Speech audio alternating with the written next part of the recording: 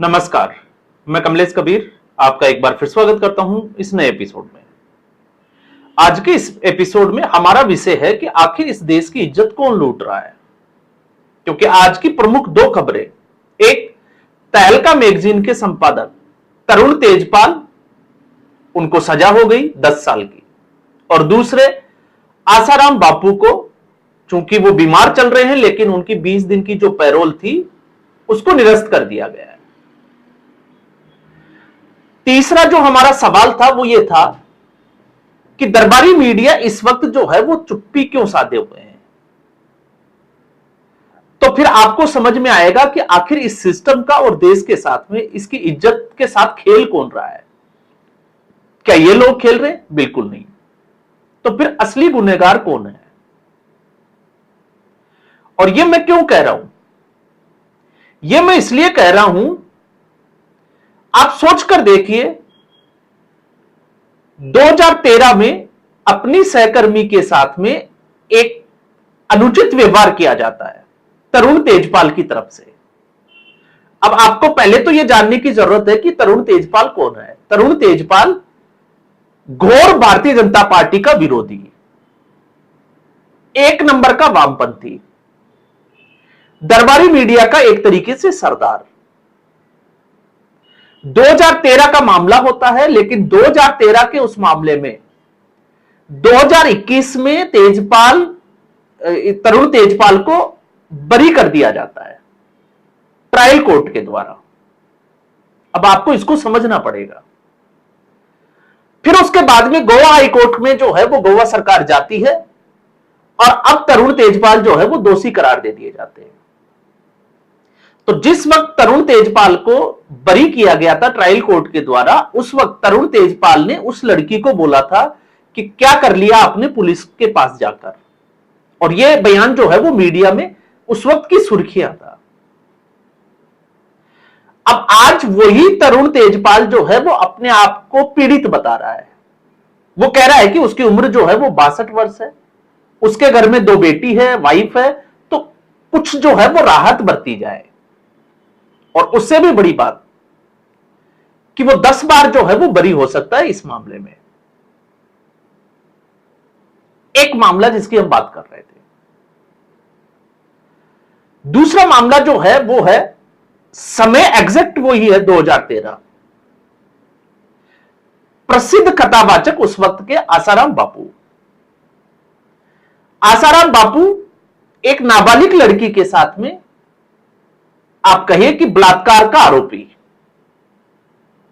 अब आप इसको लेकर जो है वो बड़ा संशय रहता है। तो मैं आपको बताता हूं कि उस वक्त जो डीसीपी थे अजय लांबा, जोधपुर पुलिस उपायुक्त के, आप उनकी जो है वो एक किताब लिखी हुई है। मुझे लगता है कि वो सबको पढ़नी चाहिए। कैसे जो है वो आसाराम को इंदौर से गिरफ्तार किया गया, किस तरीके से उसके आश्रम से उसको रात को निकाला गया, फिर उसके बाद में उसको जोधपुर लाया गया। जोधपुर लाने के बाद में जब वो सोफे पर बैठ गया तो उसको नीचे बैठने के लिए बोला गया और आसाराम के जो है वो आंसू निकल गए। और फिर उसने कबूल भी किया कि हां, उस छोटी लड़की के साथ उसने गलत किया। और एक और जिक्र आता है चंचल शर्मा का, जो आईपीएस थी उस वक्त, इन्वेस्टिगेशन का जो है वो पार्ट रही है। तो मुझे लगता है कि उनकी जो किताब है इसके ऊपर उसको पढ़ना चाहिए। तो मैं आसाराम बापू को यह नहीं कह रहा कि क्लीन चिट दे रहा हूं, लेकिन आज की स्थिति में आसाराम बापू की जो उम्र है वो लगभग 85 साल से ऊपर है। उस व्यक्ति, वो गंभीर जो है वो बीमारी से पीड़ित है, लेकिन उसको पैरोल नहीं मिल पा रही है। एम्स के डॉक्टर जो है वो ये कह रहे हैं कि उसको भर्ती कराने की जरूरत नहीं है, लेकिन 24 घंटे उसको जो चिकित्सक है या स्वास्थ्य सेवाओं का जो लाभ देते हैं उनकी निगरानी में रखना चाहिए।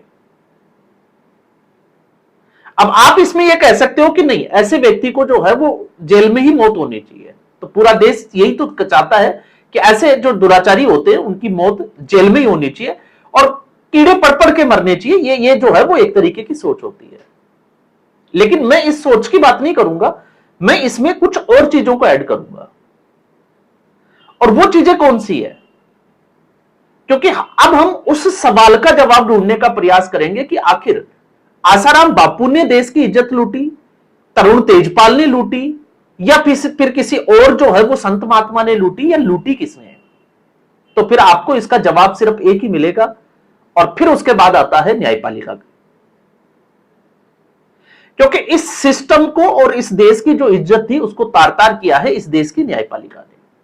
और जब मैं ये कह रहा हूं तो बड़ी जिम्मेदारी के साथ कह रहा हूं, क्योंकि तरुण तेजपाल के मामले में जब ट्रायल कोर्ट उसको बरी करता है और हाई कोर्ट ये मानता है कि उसने दोष किया है, तो आखिर उस ट्रायल कोर्ट का जो जज था उसके ऊपर एक्शन क्यों नहीं? उसके ऊपर एक्शन होना चाहिए या नहीं होना चाहिए?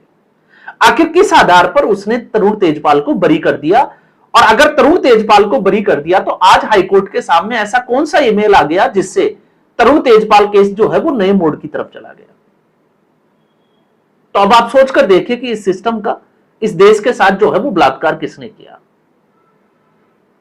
दूसरा, आसाराम बापू के मामले में भी हम बात कर लेते हैं। आसाराम बापू को जो है वो 20 दिन की पैरोल नहीं मिलती है स्वास्थ्य संबंधी, लेकिन इसी देश में एक न्यायपालिका और है।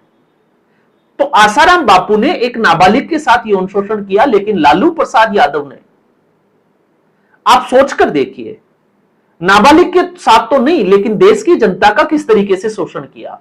चारा घोटाले, 6 अलग अलग जेलें, और इस वक्त भी जो है वो लैंड फॉर जॉब्स के मामले में एक तरीके से उनके ऊपर चार्जशीट दायर हो चुकी है। करोड़ों रुपए का घोटाला।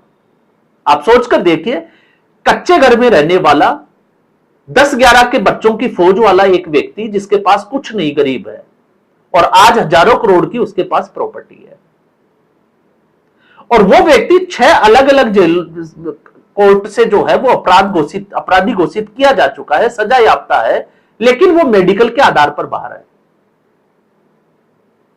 और मेडिकल के आधार पर वो बाहर इसलिए है क्योंकि उसको तकलीफ है, लेकिन चुनावी रैलियों में वो भाषण देता है, इंडिया अलायंस की जो मीटिंग होती है उसमें वो मीटिंग भी लेता है, और क्रिसमस के ऊपर नाच गाने और वो करते हुए भी वो देखा जाता है, लेकिन कोर्ट जो है वो आंख मूंद करके बैठा है।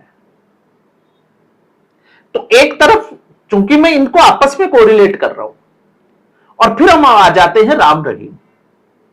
तो राम रहीम का नाबालिग के साथ तो जो है वो कुछ भी नहीं था, लेकिन राम रहीम के ऊपर भी आरोप कुछ इसी तरीके के थे।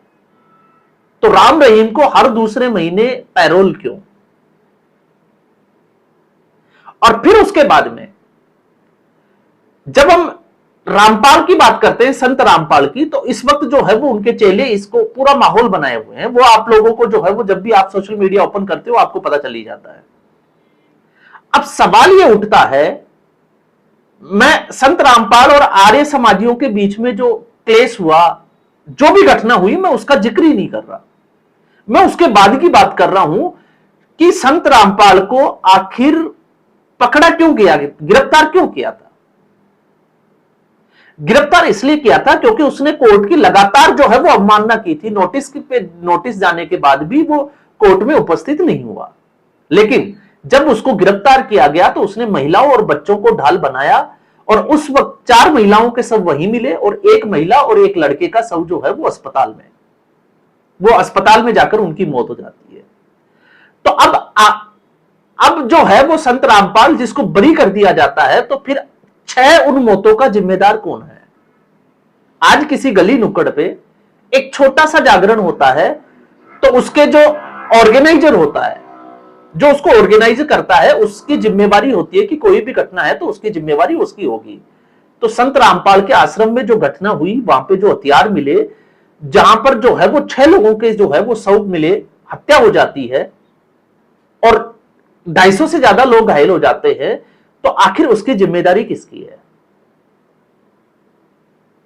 और फिर यहां पर सिस्टम जो है वो अपनी आंखें बंद कर लेता है। तो यहां इस देश की इज्जत के साथ खेल कौन रहा है? हमारी न्यायपालिका। जब तक न्यायपालिका में सुधार नहीं होगा तब तक इस देश में ना भ्रष्टाचार खत्म होगा, ना कोई और चीज खत्म होगी। आप आंदोलन पे आंदोलन करते रहिए, किसी के ऊपर जो किसी के काम के ऊपर कोई जून नहीं रहने वाली, और कोई समस्या का समाधान नहीं है। और कानून जो है वो सिर्फ और सिर्फ रसूखदारों का है, जिसके अंदर तक जो है वो चलती है, वो आज जो है वो बाहर है। तरुण तेजपाल सिस्टम का हिस्सा था, बाहर था। आसाराम की जो है वो नहीं चली, वो अंदर है, लेकिन राम रहीम और संत रामपाल की चल रही है, वो दोनों बाहर है।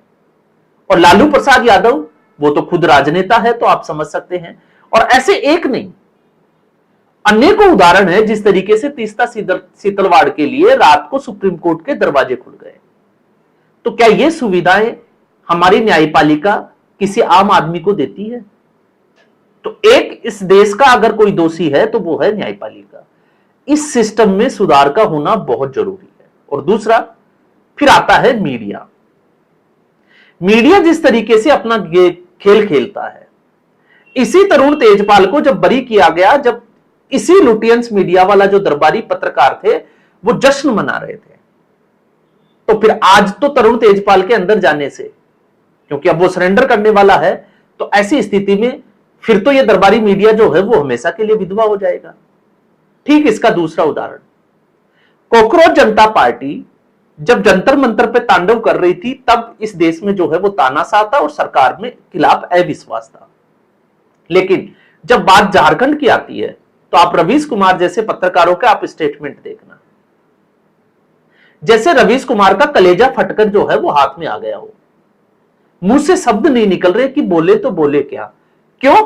क्योंकि वो चाटुक जिसके जो है वो तलवे चाट रहे थे 2014 से पहले, अब वहां पर उनको लगता है कि उनकी सरकार है, और अगर वो उनको कटघरे में खड़ा करते हैं तो फिर नरेंद्र मोदी को क्लीन चिट मिल जाती है। तो नरेंद्र मोदी को तो क्लीन चिट तभी मिल गई जब फेसबुक ने, मार्क जकरबर्ग ने जो है वो माफी मांग ली, और मेटा ने ये कह दिया कि हां, एंटी जो सोशलिस्ट जो थे उनके द्वारा जो है वो मोटा पैसा खर्च किया गया है, ताकि देश हित में बात करने वाले लोगों का जो एक ट्रैफिक होता है वेब का या किसी सोशल मीडिया ट्रैफिक जो है उसको बंद कर दिया जाए। तो आप समझ सकते हैं कि इस देश में समस्याएं क्या हैं और समस्याओं का समाधान क्या है। हम कहते हैं कि नरेंद्र मोदी की 2024 का जब लोकसभा चुनाव का परिणाम आया, उस दिन मैंने वीडियो में कहा था कि नरेंद्र मोदी की सबसे बड़ी चुनौती होगी वो है भ्रष्टाचार से निपटना। और भ्रष्टाचार जब तक न्यायपालिका में है और न्यायपालिका में सुधार नहीं होता, तब तक आप इस भ्रष्टाचार की लड़ाई में लड़ ही नहीं सकते। और क्यों नहीं लड़ सकते? 4 उदाहरणों से मैंने, क्योंकि ज्यादा समय खराब नहीं करूंगा, अनेकों उदाहरण भरे पड़े हैं, आपको समझ में आ जाएगा कि इस देश में चल क्या रहा है। तो इस एपिसोड में फिलहाल इतना ही। उम्मीद करूंगा वीडियो एपिसोड आपको पसंद आया होगा। वीडियो को लाइक करें, शेयर करें, चैनल जरूर सब्सक्राइब करें। धन्यवाद।